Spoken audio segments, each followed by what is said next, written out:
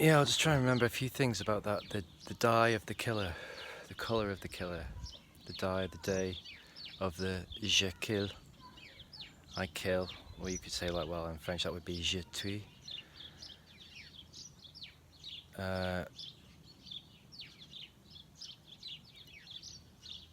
Twee. Interesting that, just with the tweed and the connection to that.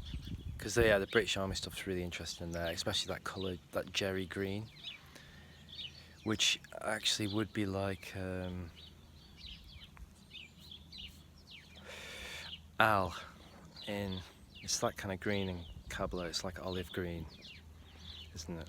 Which is interesting, because there's an olive branch for peace, and yet you also see it in these symbols of war, or the symbols of the elite, like on the American seal and many. There was that Jerry Green, it was really pronounced, they really put that into many scenes. And even one of the chiefs of MI6 or whatever, she really makes this point. It's a weird scene, really makes the point that she hates plants, she thinks it's boring. It's hard not to do a spoiler, but that's relevant as to her direction. But there's something that, it was the guy who's also in Game of Thrones, and he plays like, he seems to play like the head honcho. And yeah, he makes a really interesting reference to the machine behind it all.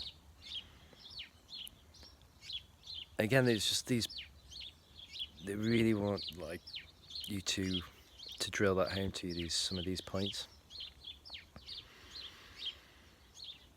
Apart from the obvious one, which is that, yeah, it's showing you sort of the continual use of us, the tools.